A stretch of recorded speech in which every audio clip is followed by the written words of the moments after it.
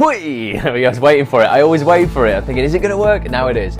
We are live. It says we are live. Good evening, Kat. Thanks for joining us. Let me just sort this screen out here. Warren is here as well. Great to see you, Warren. Lee is here. Oh, Carla's here. We're getting everybody's joining. Sam's here. How are we? I'm just checking out the new act on this site via my iPad, by the way. All right, Fanny's here as well. Miranda's here. For those who haven't checked out the new acts on this site, you need to check it out, guys. Mary's here. This is the new version on iPad. This is the new members area. So you'll notice now it's a little bit different when you log in. You've got the Periscope stuff there. You've got the 5 to Thrive podcast. Sam's just checking out Lee's headshots apparently. Got the Facebook group there, and it's also got sections now that'll show you what you've missed since the last time you logged in. So that's since the last time I logged in. Those 2 posts have been posted. It's got all the TV news there, all the broadcasts, all the articles, all the podcasts. It's awesome. You want to check it out. Matt is here as well. Good evening, Matt. So yeah, if you've not seen the new atsonthis.tv site, check it out. And it's beautiful on iPad and iPhone. We've designed it so that it's so nice to navigate on iPad. Look, I'll show you how this works. So if you hold your iPad this way, it changes so it looks like this. And then if you hold your iPad this way, it goes, oh, you're holding it that way. Okay, let's just display it to you ever so slightly differently. And the navigation, I just bloody love this. This is like an app. So navigation-wise, this isn't even what the Tonight Scope's on about, by the way, guys. This is completely just off topic. But check that out. There's a navigation now. So it's like having a little iPhone app, effectively, with all the stuff in. So yeah, check it out. atsonthis.tv. Enough of that. It's not what we're here for. But come and join the community if you haven't already. Thanks for tuning in tonight, guys. QVC was made for you and your skills, says Sam. I know, I should do some shopping channel stuff. How's your weekend been? Tonight, and for those who don't know me, you're watching on the replay, thanks ever so much for joining us as well. My name's Ross. I'm an actor and a voiceover artist from Manchester in the UK, and I scope twice a week now on a Monday and a Wednesday night.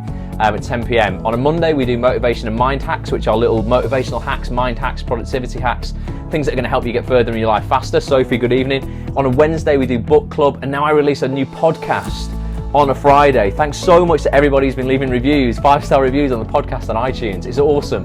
If you've not listened to the podcast, it's a really short 5 to 10 minute podcast, either me on my own or me just with a guest talking about something related to the acting industry and people, becoming more successful in it.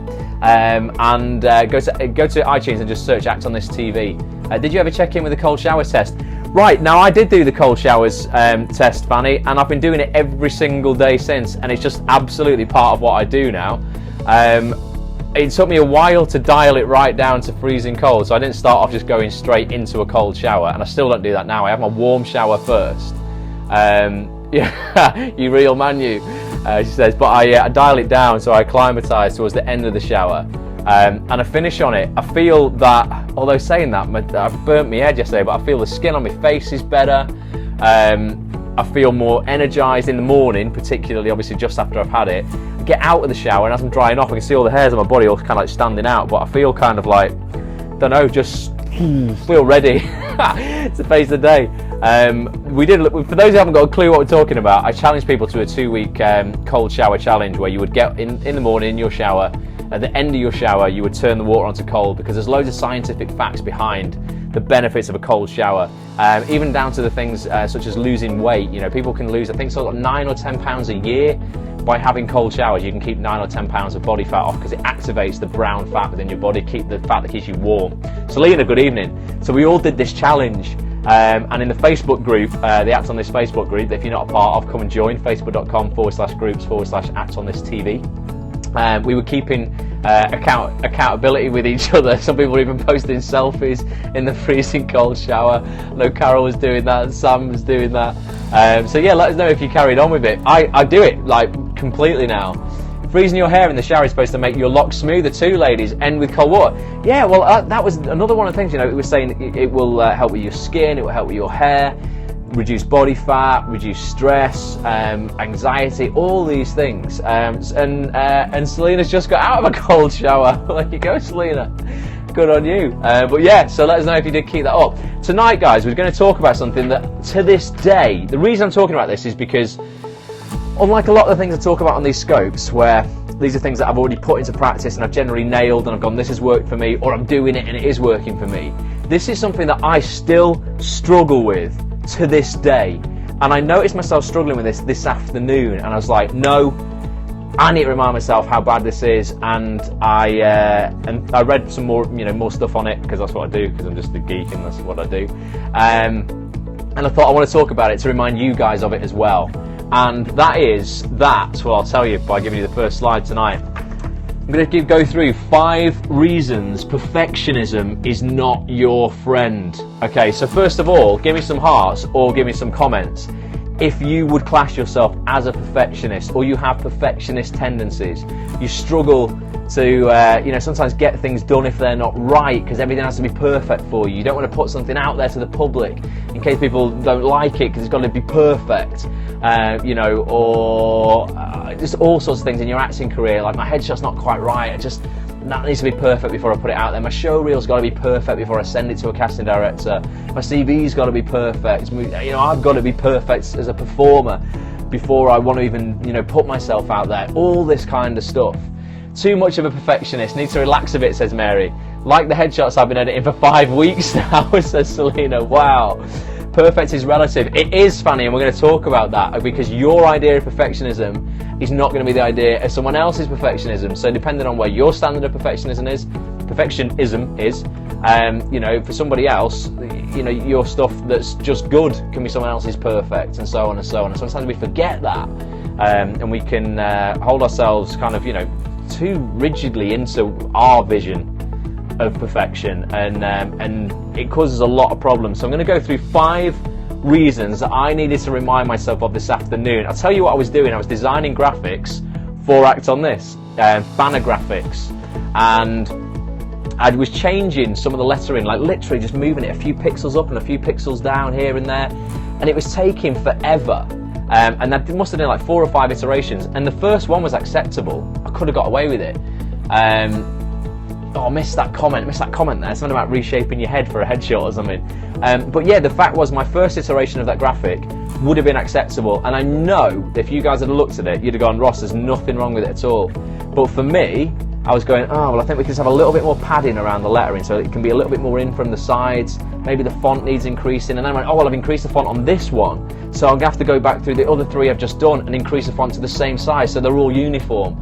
All this kind of stuff.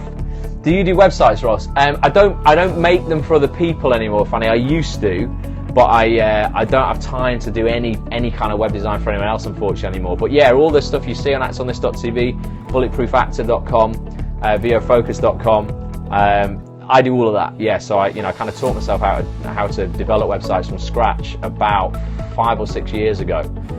So I wasn't ever taught it. It's all trial and error to this day.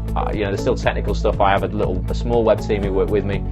They do some of the back-end programming, but all the design, the graphics, logo, kind of content for the site, I create everything like that. So, guys, 5 reasons perfectionism is not your friend. We're going to start with the first one, and probably the most obvious one. And you're going to resonate with this. I'm sure you are. We all do. So, first of all, perfectionism keeps you stuck in inaction. You know what I'm about? I'm all about action. So when I'm not taking action, I get proper annoyed with myself. This is the greatest procrastination strategy that there is. Okay, you look at your work and you think you need to refine it. Then you never get your work out there effectively. It's what I nearly did today. I thought, I wasn't going to put the graphics out. You might be missing out and not launching your career effectively. Get to it. So I'm running a mindset program at the moment that Warren's a part of, Sam's a part of, called Bulletproof Actor, Unstoppable Confidence, Infinite Success. And one of the things that keeps coming up for people is when they're going through the program takes them through 5 work booklets and hours of video, and we do live training. It's all about bulletproofing your mind, installing a bulletproof confidence effectively, rewriting a limitless life story for yourself to live by from here on out. That, will hopefully, launch your career and your life into the stratosphere.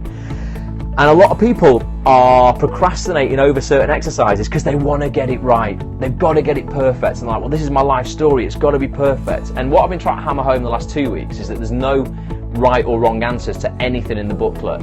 It's all going to be work in progress.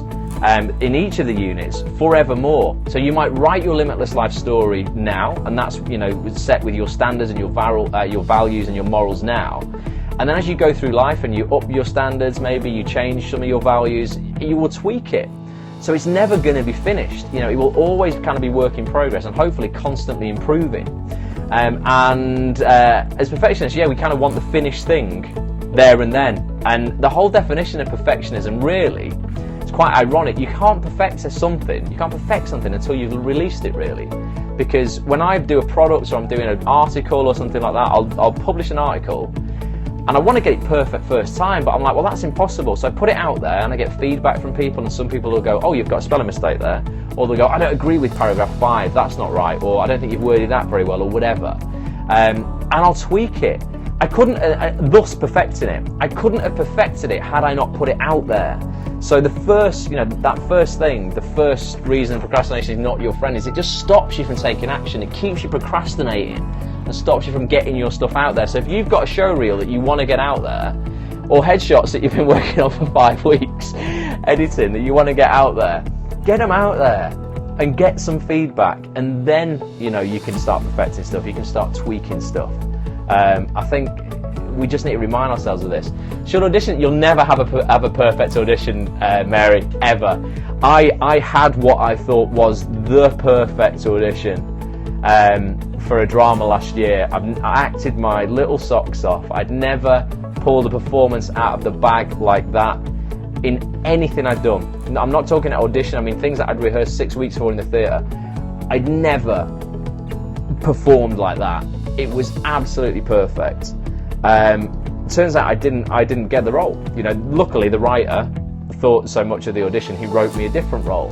But it was, you know, and I was super grateful for that. But the one that I really wanted, like, you know, the key role in that drama was the one that I wanted, the one that I was up for initially.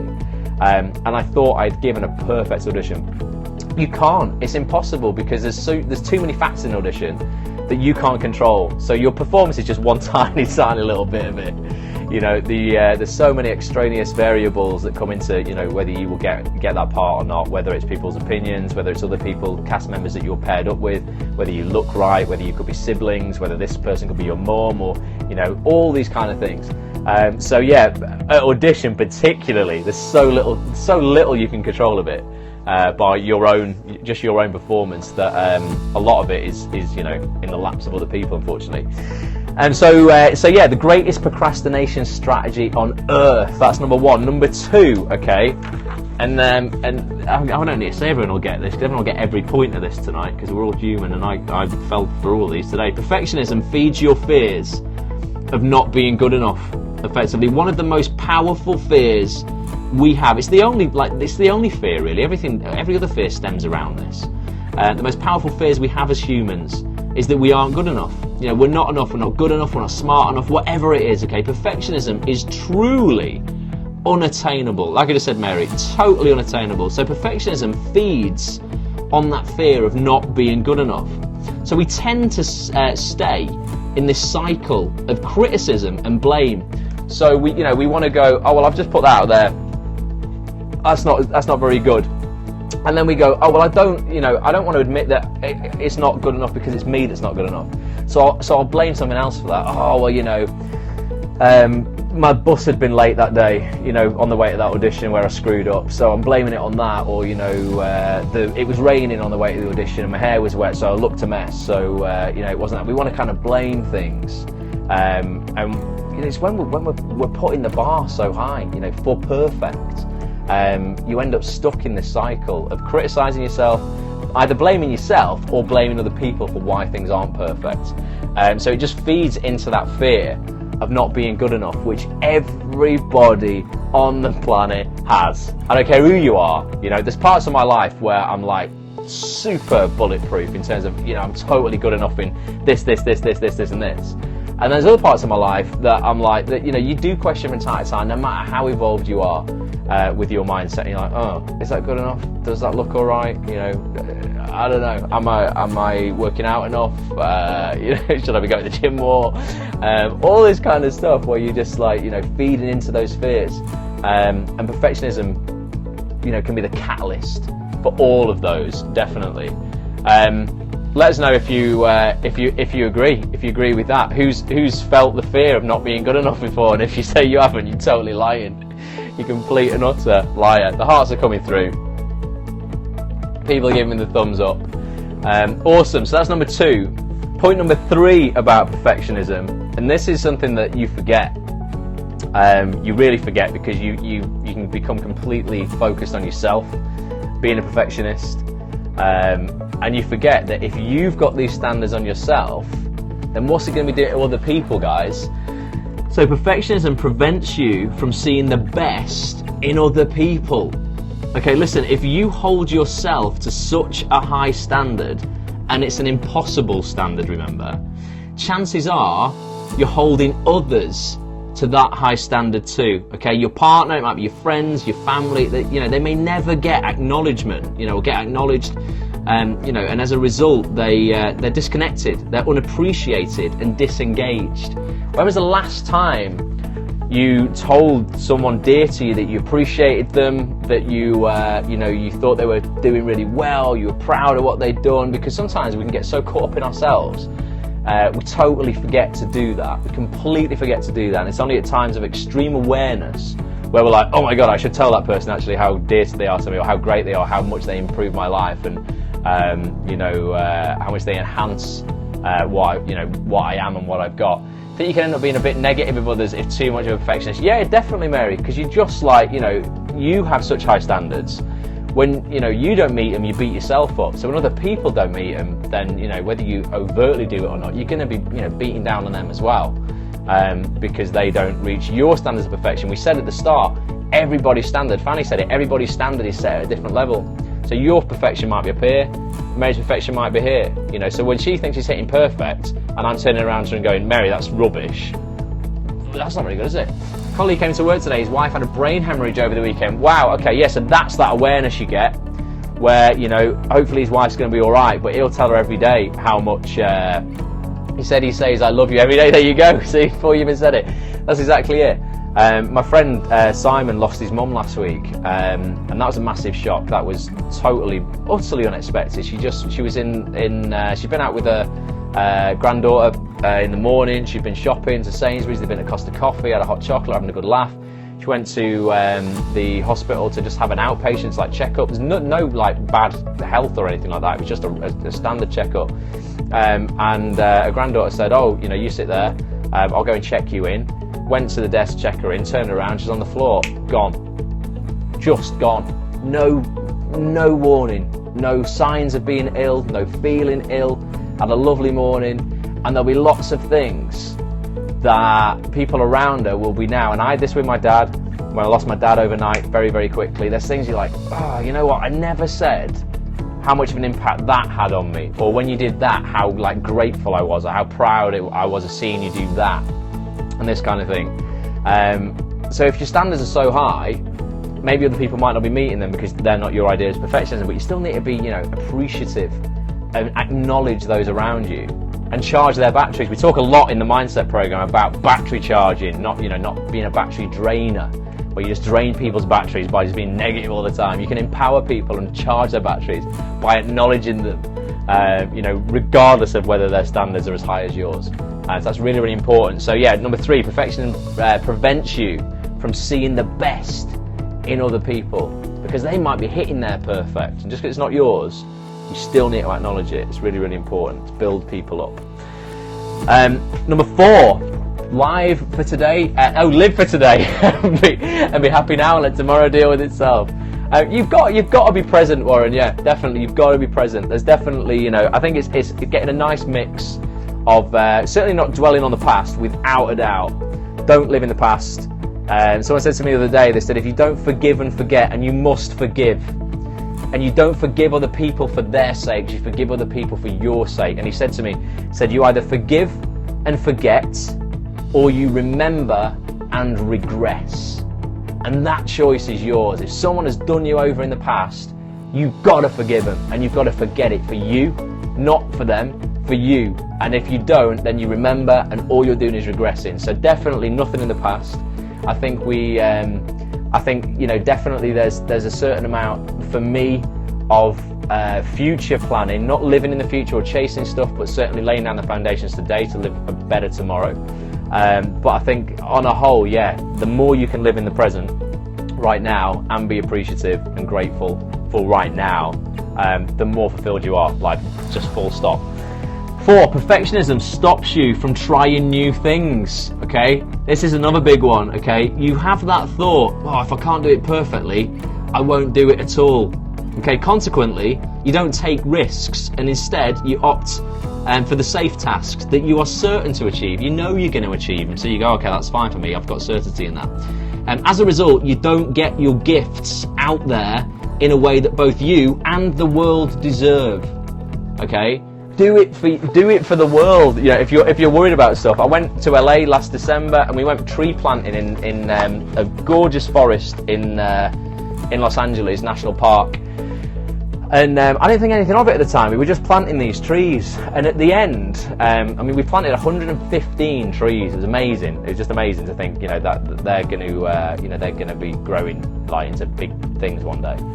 And the park ranger at the end, he says, "Look, I just want to say before you go, guys, future generations thank you for what you have done today. And then they're not here to say thanks for it, so I want to say thanks on their behalf." And I was like, "Shut up, Lee! You're saying you went to LA?" I just had so many great experiences over there. That's why I mention it all the time. And I thought that's awesome. That's really, really good to think. That I've not really kind of thought of that. Fanny says, "I think I love you a bit, Ross." Thanks, Fanny. I love you all. But yeah, they said, future generations thank you for what you've done today. I'm just thinking of you commenting on that. Lee commenting on that. Yeah, whatever, Sam. Whatever. Lee and Sam give me a lot of banter all the time. But yeah, it was just amazing to think that you're doing that thing for people in the future, and that they're going to way outlive you. Not the people, the trees, and they're going to be around hopefully for centuries. I can't remember what my point was. We were talking about trying new things, weren't we? I can't remember why I was going to lead that into something. Oh yeah, but I was saying, yeah, but your gifts don't get out there to the world. So when you're thinking of doing something, if you're afraid of it, think of actually, the world, how it will benefit from it, and how there's things greater than you, and the future generations might benefit from things that you do today. I want to be a tree and live forever, says Kat. Well, I don't know if you put your mind to that, if that's possible. I like to think that anything's possible, Kat, but becoming a tree, I don't know. But yeah, so my point is, sometimes with fear and perfectionism, you don't do things, that you don't take the risks that you want to take, so you don't get your gifts out there to the world. So what you've got to do is really kind of think about the benefits, not just to you, but to the world that your gifts are going to have. Try going back to drama school, Kat. Oh, you can be a tree all the time there. Absolutely, I had that. So it stops you from doing new things. Give me some examples. Is anybody thinking of doing something now that you're like, I'm a bit afraid of doing that because I wouldn't be able to do it as well as other people could do it, or I'd like to set up my own online this, but I don't think I'll be able to do it as big as this other person is already doing it, so what's the point? Maybe you want to film your own stuff, you want to write your own stuff, you want to set up a website, you want to create a community of some sort, but you're like, oh, well, I just won't be able to do it as well. I'd love to write drama. Well, why aren't you writing drama, Mary? Why aren't you writing it? I said this to my mum. My mum said to me a few weeks ago, because she's got such an imagination. She wants to write, she used to help me write my school stories all the time. She's got such a great imagination, and I think for children's books, she'd be amazing.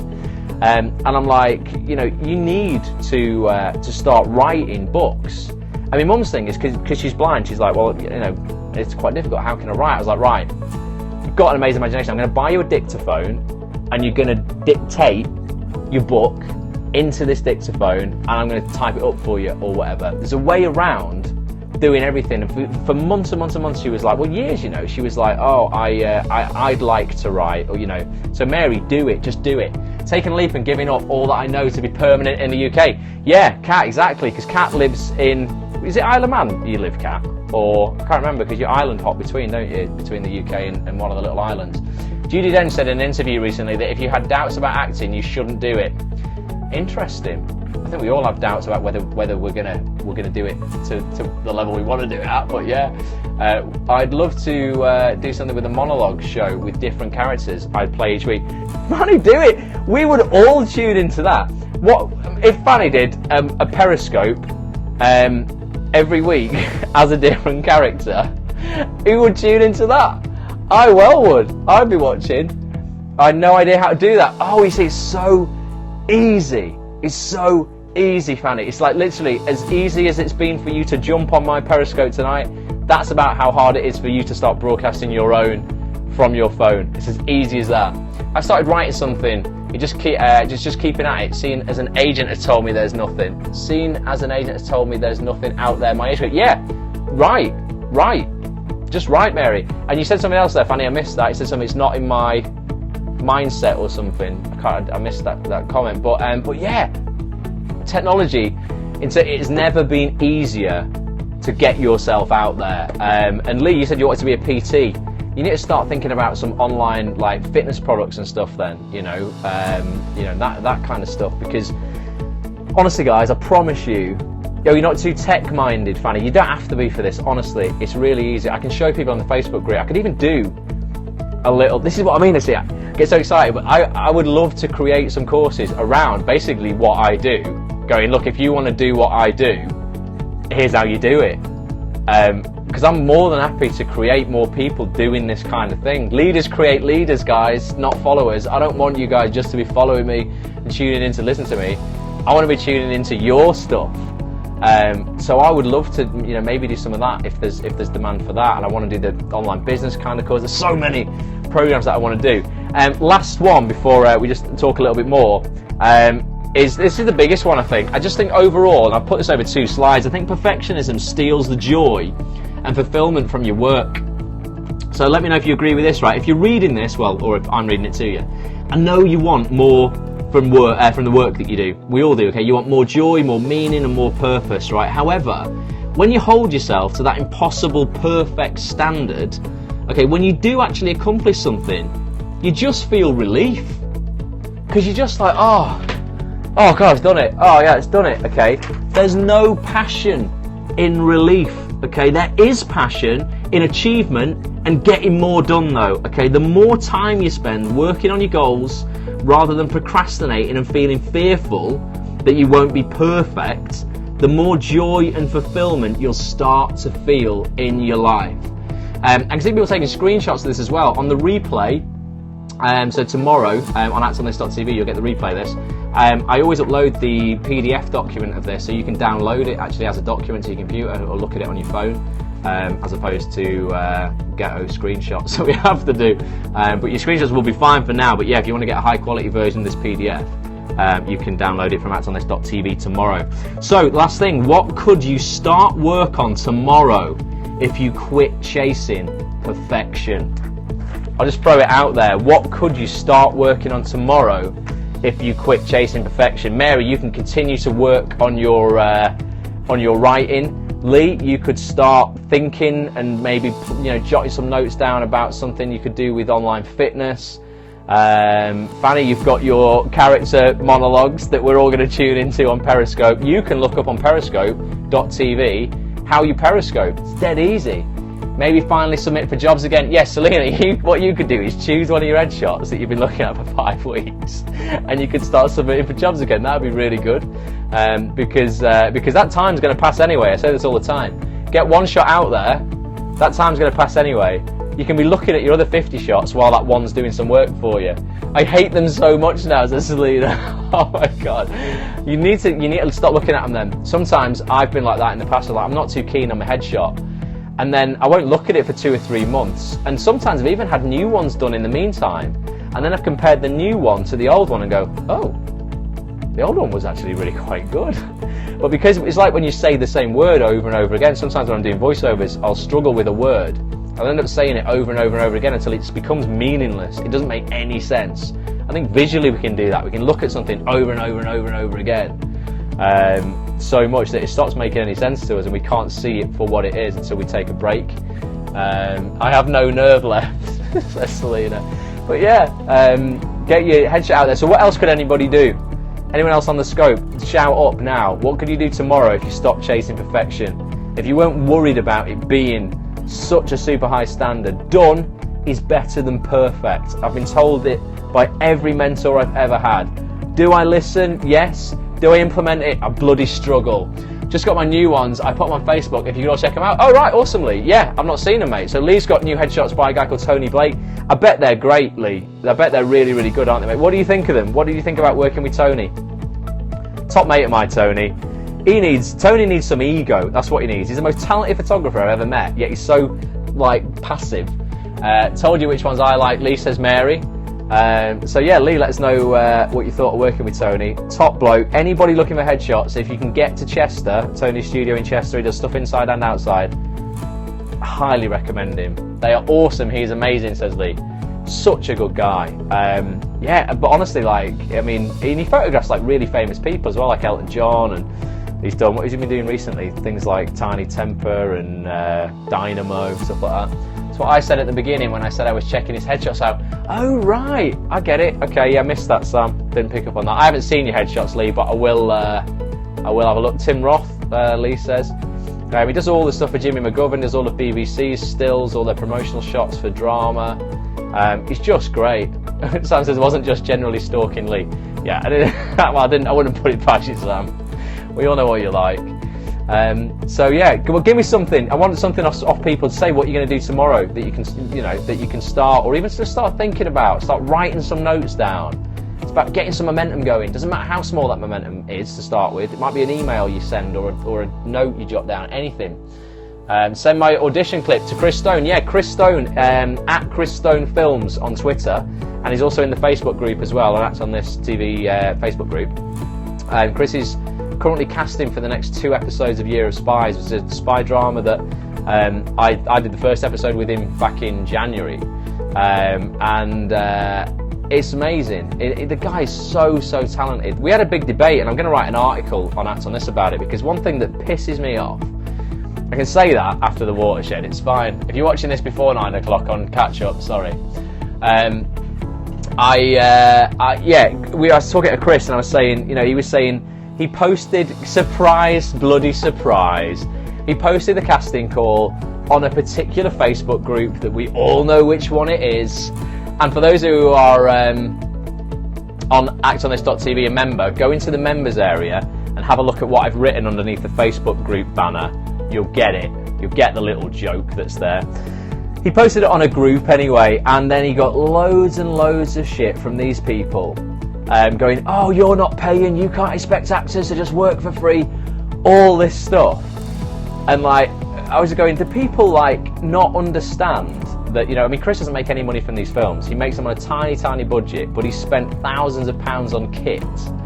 And his stuff looks amazing. So this is a genuine one of those opportunities where you go, you don't get paid, but you have a bloody good time and you get some awesome showreel footage. So, and also Chris is really well connected. So when we filmed the first episode of that, Chris took that to ITV, saw it, BBC saw it, Red Productions saw it. Chris works, he's worked directing Emmerdale and some other stuff at BBC and Media City. He's kind of an up-and-coming director, but he does his own short films and stuff on the side. And all these people were just slating him. They're going, oh, you're just expecting all this, what's also work for free. And I was like, I just don't understand people's mentality. They obviously did not watch his film, because if you watch the trailer for it, you'll go, wow, that's amazing, really good. So it would be awesome if you can work with Chris. So send him your stuff. If you're not suitable for this episode or the one after, he's still got about another 8 or 9 to film, something like that. So it's at Chris Stone Films, or just hook up with him in the Facebook group, because he's great, and you would want to work, you'd pay to work with him, as opposed to wanting to be paid, because he's just great, and you have such a good laugh on set as well. It's not work, it's just really good fun. Everybody mucks in, there's no hierarchy, no one thinks they're better than anybody else. In between shots that you're not in, you'll be holding lights and reflectors and all sorts of stuff, you'll be making cups of tea, but the end product is amazing.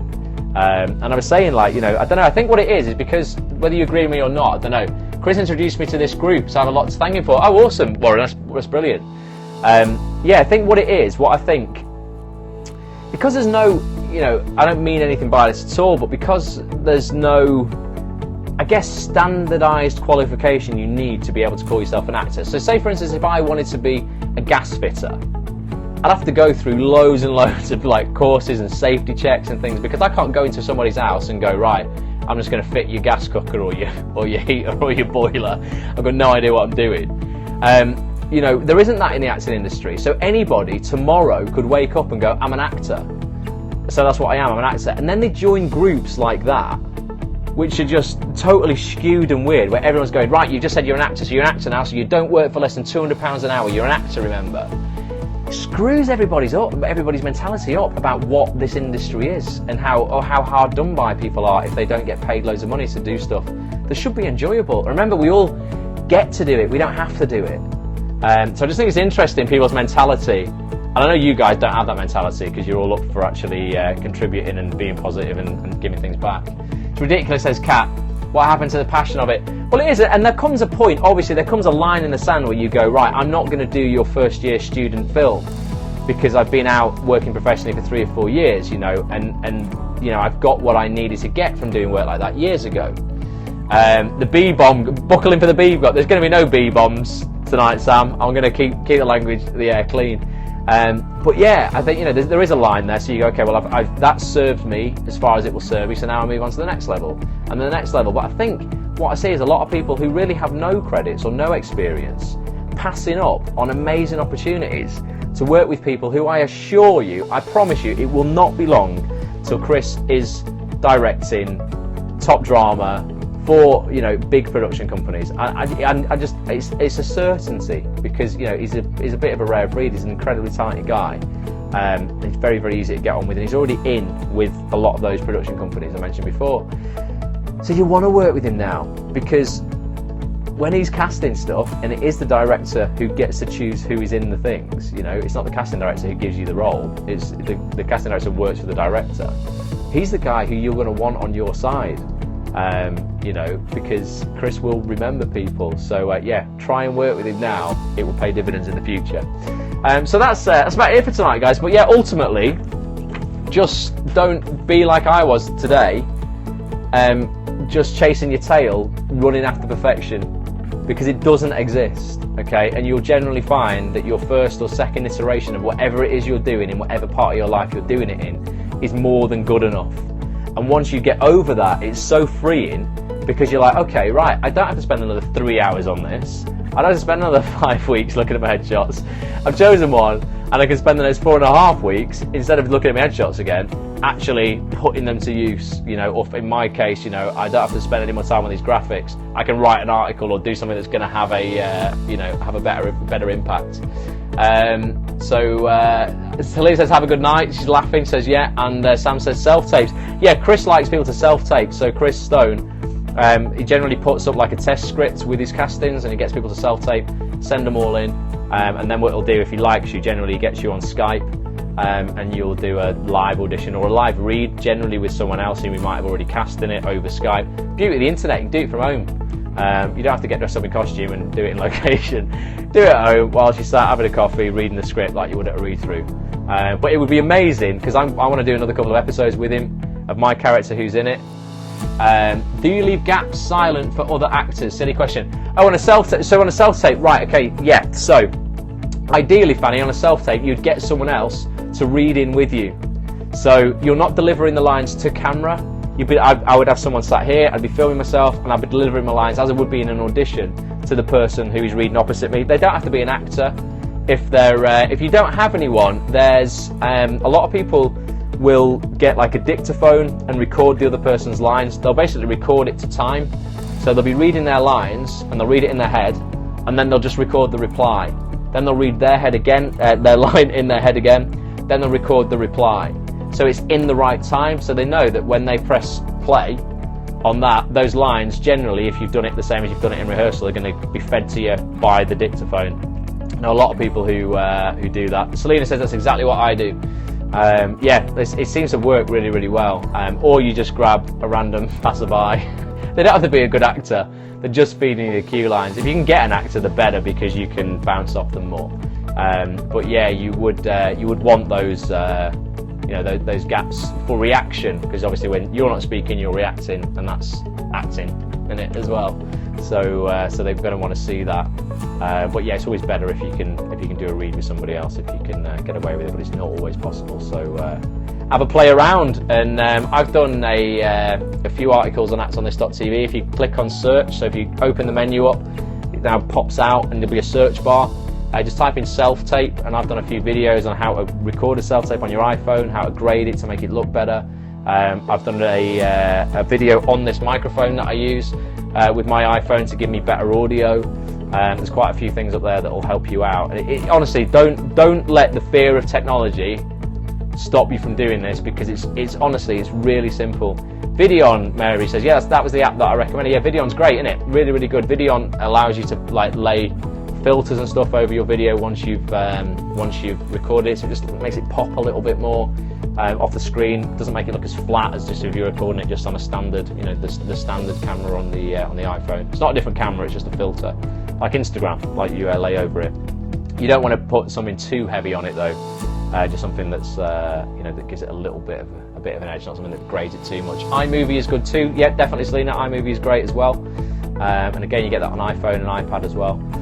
But yeah, play around, and we all look forward, Fanny, to your one-woman show that you're going to be having on Periscope soon, where we're all going to be tuning in, and maybe it's after this, 11 p.m. on a Monday and a Wednesday night. We get the one-woman show on. Definitely, that'd be amazing. That'd be great. Fanny says, I never said that. Well, think about it. We'll support you. We'll tune in. But yeah, overall, just think what you can do this week, guys, that's going to, that's going to stop you from worrying about being a perfectionist and start procrastinating. I'll be back on Wednesday before I go. We're going to be looking at this, because I forgot to look at this last week. It's Jack Canfield's The Success Principles. It's awesome. It's broken down into such easy writing. It's literally the fundamentals of success, guys. And there's, how many is there here? There's like 64 success principles.